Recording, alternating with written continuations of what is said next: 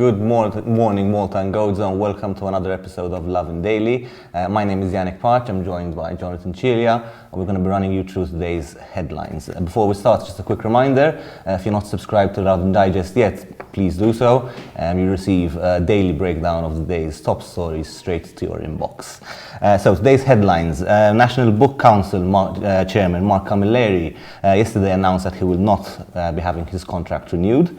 YORGEN defense team yesterday grilled Matteo Galizia about his potential involvement in the ELECTROGAS leak. A future wife shares a beautiful tribute to her partner who died suddenly last week. A young prisoner who attempted suicide in prison was dumped in solitary confinement, Piazza Parde has claimed. And Malta will start recognizing the Australian vaccine certificate from today. Yeah, big story coming in late yesterday evening. One of the most abrasive and outspoken civil servants in Malta has been ousted from his role, or after not having his contract renewed. So, Mark Camilleri is the now former chairman of the National Book Council. He's very well known in Maltese political circles. He's been active in activism for years, as well as in pressure politics. And he was, part of the Labour administration for the last 7 years in his role. His contract has come to an end and it was not renewed. And he took to Facebook yesterday, he took to social media to kind of talk about the end of his tenure, saying, quote, "It makes me sad I didn't get a proper send-off, but I don't expect much in life. I regret nothing and I will be back." Now, he listed a number of his key moments in his 7-year tenure, including, bettering conditions for Maltese writers, as well as bringing some literary giants over to Malta for an interview, such as Salman Rushdie, which was a really, really great interview.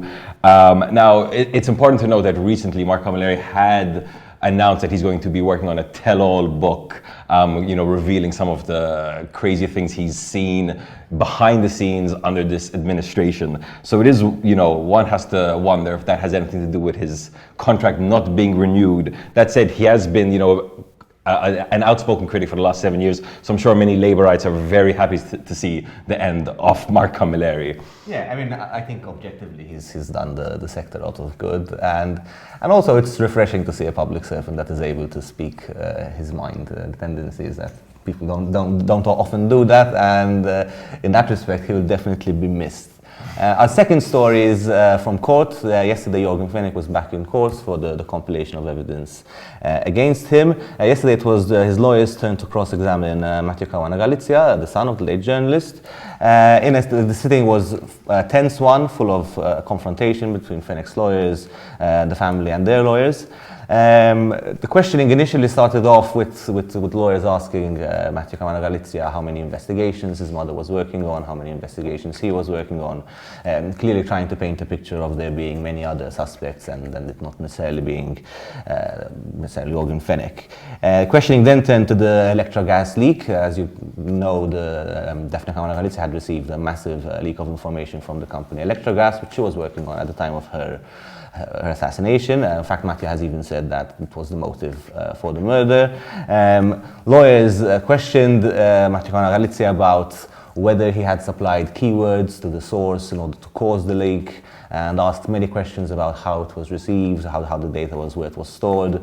This obviously was problematic, given that as a journalist, Matteo Galizia has an obligation to protect his source. So the tension was, the sitting was full of back and forth between lawyers, questioning whether the questions were relevant. At one point, in fact, Charles Melchia, one of the lawyers for YORGEN, actually turned to Matteo Galizia and told him not to play the victim card, which, one understands that lawyers need to kind of do all they can to help their clients, but it's definitely out of line, and especially given the context. Before Matthew's testimony, Kenneth Camilleri was also testified before the court. Kenneth Camilleri is, many will know him as Kenneth from Castile. If you've been following the Daphne Galizia proceedings, he was the man that was sent, or allegedly sent, to calm Melvin Thomas' nerves by Keith Kembry, who was a former OPM official.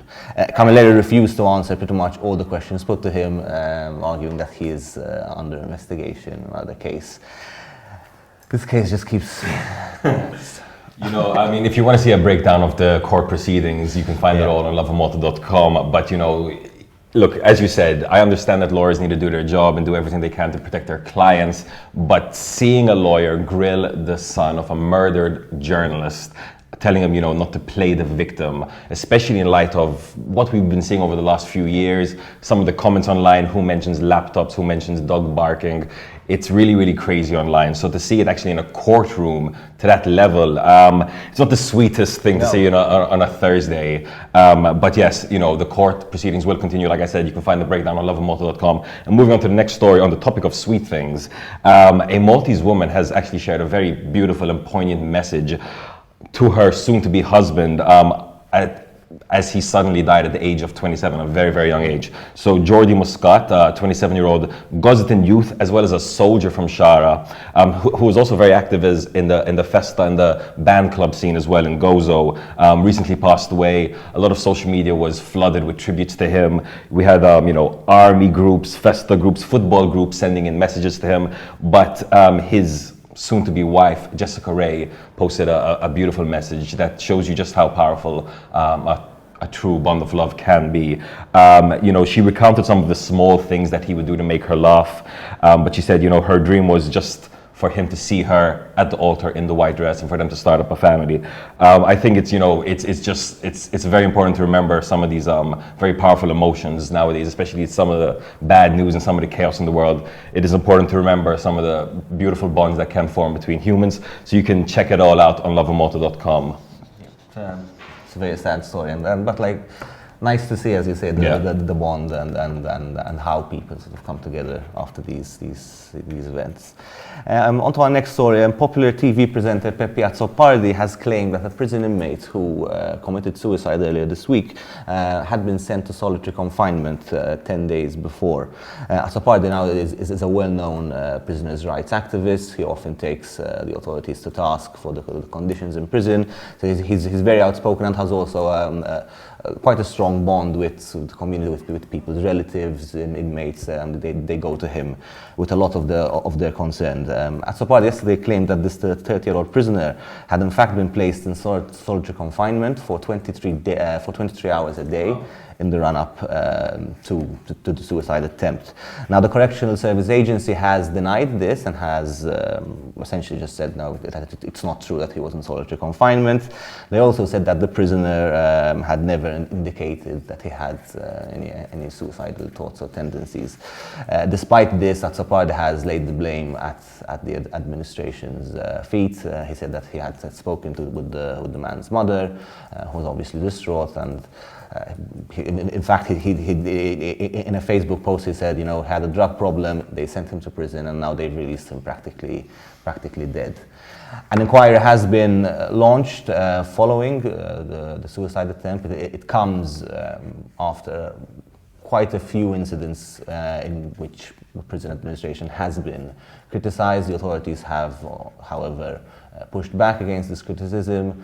An inquiry has now been launched. We'll see whether anything comes of it that will at least put to bed all these concerns one way or another. Yeah, hearing about these, suicide attempts semi-regularly happening in Malta's prison is very, very, very worrying. And it is interesting to see, the authorities kind of take one stand, kind of act like everything's okay. And I mean, I do get it, a prison is not the best place to be. I'm sure if you look at prisons abroad, there are relatively regular suicide attempts as well, but we definitely need to get to the bottom of this, see if there's something in the system that's leading to this. I mean, one thing that we kind of forget is the heat that is happening right now in Malta. In prison, it can get very, very, very hot. And if you're not in the best mental state, having that heat level raise you up, I can see how you could be pushed to some extreme measures. So we definitely have to see if there's something in the prison system itself that can be done to make sure that these suicide attempts are caught in the nick of time or just removed altogether. Moving on to the final story, good news for travelers coming from Australia. Starting today, Malta will start recognizing Australian vaccine certificates. Now, Health Minister Chris Fearn announced this by saying that criminal organizations had kind of, created this whole scheme where they were falsifying vaccine certificates.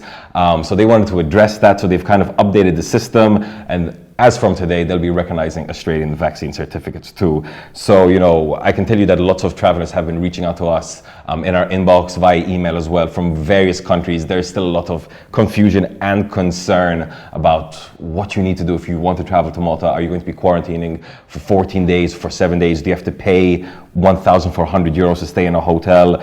So it is good to see that we're moving a bit forward on such an important country when it comes to the Maltese culture, Australia. Yeah, and it's, I mean, good to see like it comes as a number of active cases are going down again. So hopefully, fingers crossed, the beginning of the end. So that's it from us. Thank you very, very much for following. Have a day full of lovin'.